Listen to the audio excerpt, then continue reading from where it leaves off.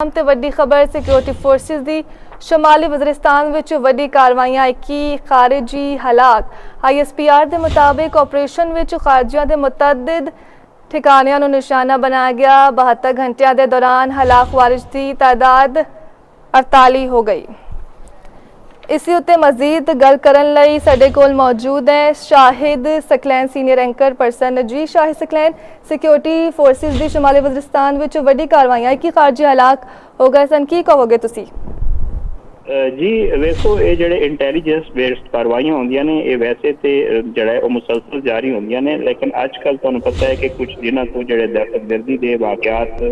पाकिस्तान हो रहे हैं उस हवाले नाल पिछले दिन जड़ा है पाकिस्तान ने बार्डर के उत्ते कुछ कार्रवाइयां भी कीते सन। खारजियां दे जिहड़े ठिकाने सन और जिहड़े उन्हां दे उत्ते असले दे डिपो सन उन्हां दे उत्ते बाकायदा तौर पर जिहड़ा है पाकिस्तान ने कार्रवाइयां कीतियां।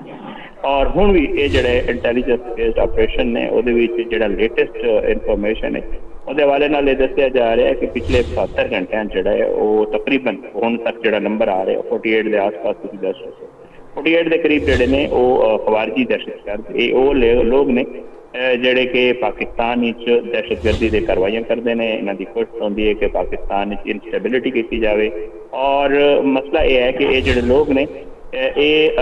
भारत फंडिड ने, इन्हों भारत फंडिंग करता नाल ये है कि ये सहूलतकारी कर रहे हैं। अफगानिस्तान की जी सरजमीन है वो इस्तेमाल हो रही है जड़ा है वो पाकिस्तान के खिलाफ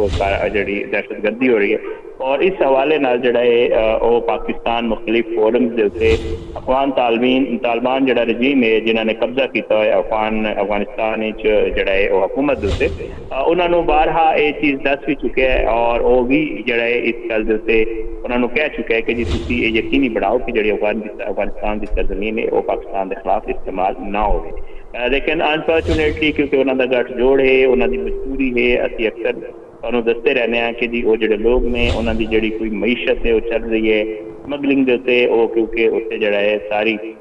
मामला उन्होंने जो पैसे इकट्ठे करते हैं वो सारे इन्होंने चीज़ों को इकट्ठे करते हैं या तो पाकिस्तान के खिलाफ सहूलतकारी के पैसे लेंदे ने या फिर वो स्मगलिंग और इन्होंने चीज़ों के पैसे उन्होंने को लेंदे ने। इस वास्ते ये मामला जोड़े ने ये जारी ने और पाकिस्तान के जी साडे फोर्सेस के जवान ने और जी साडी अस्करी क्यादत है जी साडी क्योंकि पूरी तुहानूं याद होएगा जिस वक्त नेशनल एक्शन प्लान के उत्ते गलबात हुई सी साडी पूरी मुल्क की जितनी भी सियासी क्यादत थी और अस्करी क्यादत थी उन्होंने मिल के फैसला किया कि मुल्क के अमन सलामती से कौमी सलामती के जितने मामलात ने उहदे उत्ते कदे भी किसी को स्पेयर नहीं किया जाएगा। और उहदे तहत ही अज हुण भी जिहड़ा है वो नेशनल एक्शन प्लान के खिलाफ तहत जिहड़ा है वो कार्रवाइयां इन्हां दे खिलाफ जारी होंदे ने और वही कार्रवाइयां ने जिहदे विच लेटेस्ट इनफॉर्मेशन है जिहदे विच इन्हां दहशतगर्दां नूं और फितनउल खवारिज और फितनउल हिंदुस्तान के स्पेशल जिहड़े लोग ने उन्होंने निशाना बनाया गया है और हुण भी जिहड़ा है ये कार्रवाइयां इंटैलीजेंस बेस्ड जिहड़ी कार्रवाइयां ने जारी ने। शाहिद सकलैन, दहशतगर्द हलाक खारिज ते मुतअद्दिद दहशतगर्दी कार्रवाइयां ते बेबुनियाद शहरियां दे कतल विच मुलविस हैं। दहशतगर्द के खिलाफ जंग विच सिक्योरिटी फोर्सिस नूं और किन्ने चैलेंजेस का सामना है मजीद? वेखो ये कोई शक नहीं कि इन्हों की सहूलतकारी जी है वो मुल्क के अंदर भी की जाती है। उत्थों को आते हैं बॉर्डर क्रॉस करके किसी भी तरीके नाल और उसके बाद जड़ा है इत्थे भी जड़ा है इत्थे इन्हां दे सॉफ्ट कार्नर कुछ इन्हां दे सहूलतकार होंगे ने जिहड़े इत्थे इन्हां नूं फैसिलिटेट करते हैं। और बहुत सारे ऐसे वाकयात ने जिन्हां च सानूं वेखण नूं मिला कि जिहड़ा भी कोई इत्थे जिस तरह सुसाइड बंपर्स आते हैं या इस तरह के लोग आते हैं उन्होंने इत्थे भी फैसिलिटेटर उन्होंने मौजूद होंगे ने जिहड़े कि डायरैक्ट राबते च होंदे ने अफगानिस्तान।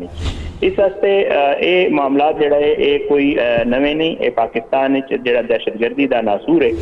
ये काफ़ी अरसे तो जारी है और ये पाकिस्तान या साडे सिक्योरिटी फोर्सेस नूं चैलेंजेस जरूर होंगे ने क्योंकि तुहानूं मैं जिस तरह दस्सिया ये मुख्तलिफ चीज़ां होंगे ने। एक तो उत्थों की जी सरजमीन है वो थोड़ी डिफरेंट है। शुमाली जनूबी वज़ीरिस्तान अगर तुसीं जाओ बॉर्डर एरिया जितने भी है ने उत्थे पहाड़ी इलाके ने उत्थे पहाड़ी सिलसिले ने और ये तो तुहानूं पता है बुज़दिल होंदे ने ये तो छुप के वार करते हैं ना ये उत्थे छुप जाते हैं और छुप के फिर ये वार करते हैं। इस वास्ते जिस वक्त जिहड़े साडे फोर्सेस होंदे ने वो किते गश्त होंदे ने या वो किते जा रहे होंदे ने ते इस तरह की कार्रवाइयां तुहानूं वेखण नूं मिलदे ने कि करते हैं। मुख्तलिफ चैलेंजेस मौजूद ने चाहे वो टेरन के चैलेंज हो चाहे वो उत्थे